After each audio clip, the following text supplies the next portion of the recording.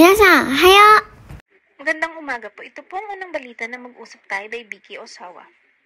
Nagbabala ang mga OFW sa Singapore laban sa third country recruiting scheme. Binalaan ng mga overseas Filipino workers sa Singapore sa mga illegal recruitment scheme sa nangangako ng trabaho sa ibang bansa kapalit ng malaking bayad. Sinabi ng Migrant Workers Office sa Singapore na nakatanggap ito ng mga ulat ng third country recruitment para sa umano'y trabaho sa Canada, Poland, Germany at Malta. Sa ilalim ng mga eskema na ito, target ng recruiter ang mga nakatrabaho ng overseas Filipino workers, particular na ang mga household service worker sa pamamagitan ng mga pag-post online ng mga umano'y bakanting trabaho sa mga nabanggit na bansa.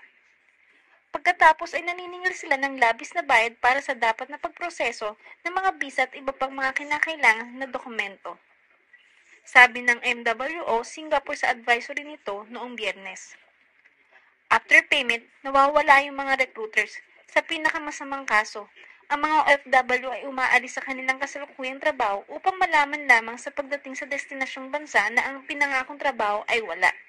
At yan po ang unang balita na mag-usap tayo by Vicky Osawa.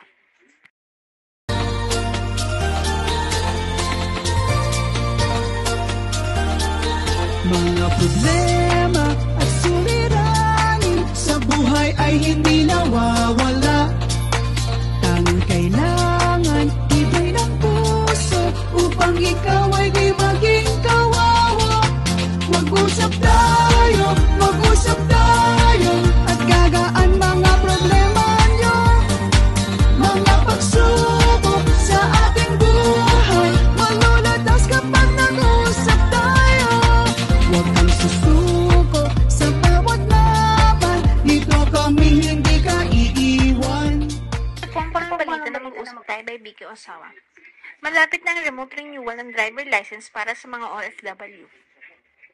Malapit na makapag-renew ang mga overseas Filipino workers ng kanilang driver license online kasunod ng paglulunsad ng inisyatiba sa pagitan ng Department of Migrant Workers at Land Transportation Office. Sa isang pahayag, sinabi ng DMW ng inisyatiba ay isang partnership program sa pagitan ng dalawang ahensya na naglalayong streamline ang proseso ng renewal ng driver license para sa mga Pilipino sa ibang bansa sa pamamagitan ng online at digital platforms. The initiative dubbed Pinabilis sa Bagong Bayani ang Makakalisensya or PBBM was launched on June 7, 2024 as part of the celebration of the National Migrant Workers Day. Ang proyekto ng PBBM ay isang patunay sa pangako ng DMW at LTO na gawing mas madali ang buhay ng mga Pilipinong naninirahan o nagtatrabaho sa ibang bansa, sabi ni DMW Secretary Hans Leo Kakdak. Ito ay nagbibigay ng isang maginhawang paraan para sa kanila na mag-renew ng kanilang mga lisensya sa pagmamaneho ng hindi pisikal na nagpapakita sa isang tanggapan ng LTO na nagpapagaan sa kanila ng pasanin sa karagdagang pagkakabay at oras. At yan po ang huling balita na mag-usap tayo by Vicky Osawa. Chika Talk for today. Di raw pabor kay Senator Lito.